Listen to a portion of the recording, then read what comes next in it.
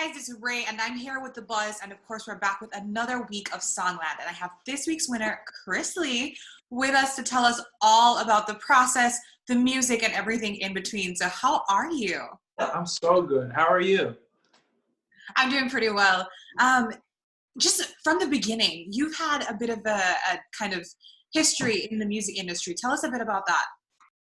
Man, so I grew up in music in general. It was always something that my family had me in, like from choirs in church to, piano lessons to guitar lessons. And I was fortunate enough to have a teacher, Bob Burzak. When I was a kid, in fourth grade, he taught us the principles of writing songs. And that was just straight up fortunate just to have that exposure at a really young age. And then one of my best friends in the world, Ray Duplessis, his father produced the Fugees and Lauryn Hill and did the score, the album, the score, and tons of other stuff. And I remember in ninth grade, I went over to their house and was getting into recording and really excited about recording. And all of a sudden I'm seeing all these plaques all over the walls. I'm like, wow, you can do this as a career. Like, it's just, I think most of the battle is demystification of the fact that these are people who are doing it too. And that they're people who have forged this path in music. And so I started going into the studio with them, and I was exposed to, people like Miguel producing Kaleidoscope Dream and finishing that, and like Busta Rhymes and, everybody from Jay-Z, Beyonce, everybody came through Jerry's studio in New York.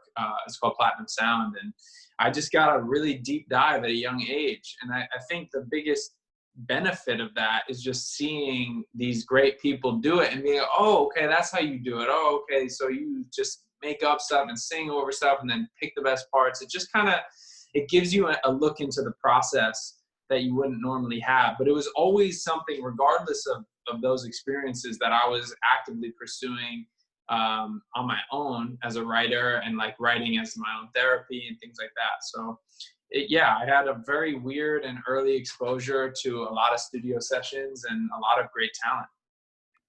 So having the process kind of demystified a little bit through all this experience, did you have any kind of nerves when it came to writing for Boys to Men, who of course have, produced and written all of these mega hits? Yeah, well, I mean, absolutely. I think anybody in the industry would have a little bit of nerves with Boys to Men. I mean, they've had some of the, like, I remember just getting from Songland their bio and like, which I knew about them obviously, but the accolades that they had as far as their chart topping and how long they sat at number one and just everything that they've done is truly insane. I mean, the level of success that they've had and their status in the industry. And what I was saying to a lot of people is the craziest part about writing for them is they and others in that time period really set the stage for all of popular music today. All the stuff that's big today, everybody looked up to Boyz II Men. Everybody looked up to the Ushers of the world. Like, all these people were so influential in today's current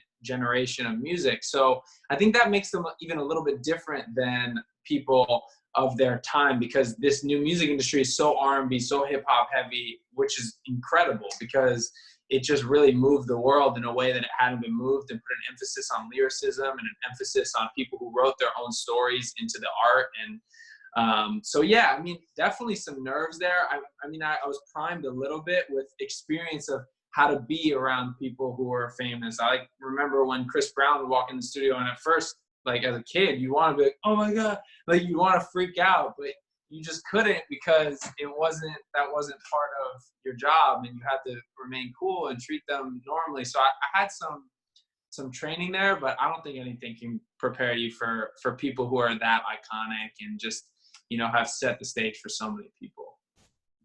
So when it came down to the actual song, mm-hmm. What were you thinking when you were writing it? What were you thinking when you were performing it? What was the motivation behind the song altogether?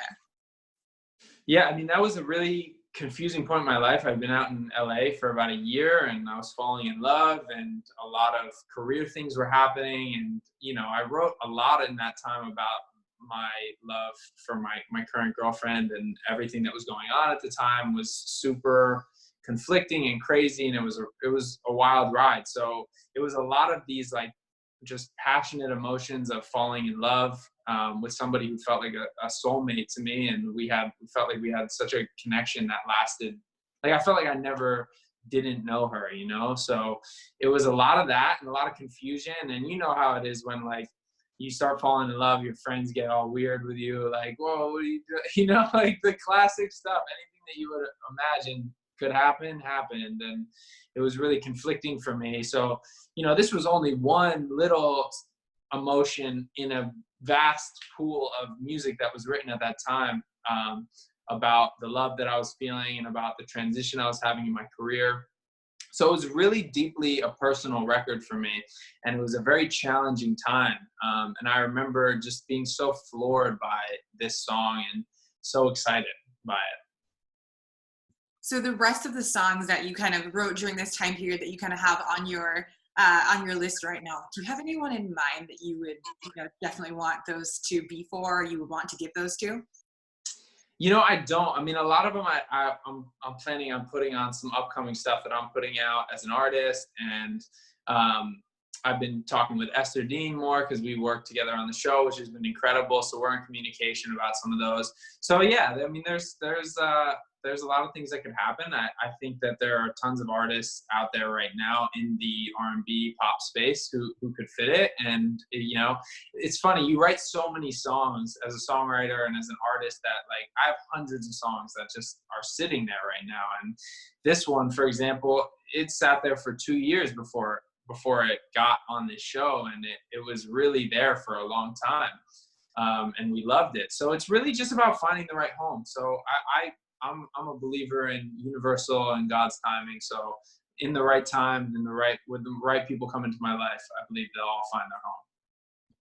All right. So standing there on the stage and you are performing, is there like a second or a minute where you felt like, you know what, like I have this, or, you know, they're definitely like, they're into this, or they're going to take this song? Did you feel that click, or were you kind of like, I don't really know? But yeah, I mean, I did. And I was actually surprised by it, because going into it, when I found out my episode was the Boyz II Men episode, you know, I knew their catalog, as many people did, and I was like, I just don't know how this fits with them. I didn't know what they were looking for, what they wanted to go forward with, or, you know, what their approach was going to be with releasing new music. So to be honest, you know, in rehearsals, I was hearing other people's songs on the episode, and I was like, wow, these are all so dope.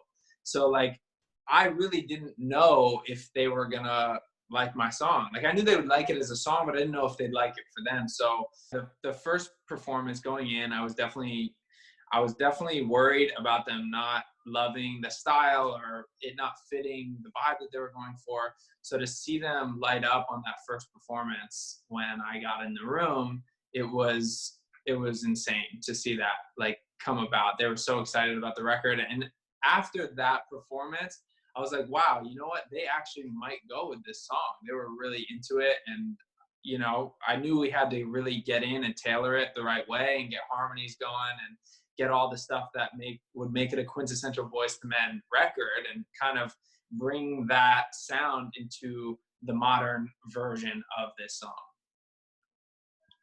all right. So behind the scenes, of course, you have, you know, other people. You just said that you hear their music, you're kind of listening, and you're like, oh, this sounds good too. Is there kind of a camaraderie behind the scenes with your technically your competition, while you're getting ready and while you're going through the motions, and you're all in the same industry? Everyone I've spoken to, y'all have been such nice people. I can't imagine that there's happiness in particular, but how do you feel working, you know, with, you know, with your contemporaries and just trying to figure that out?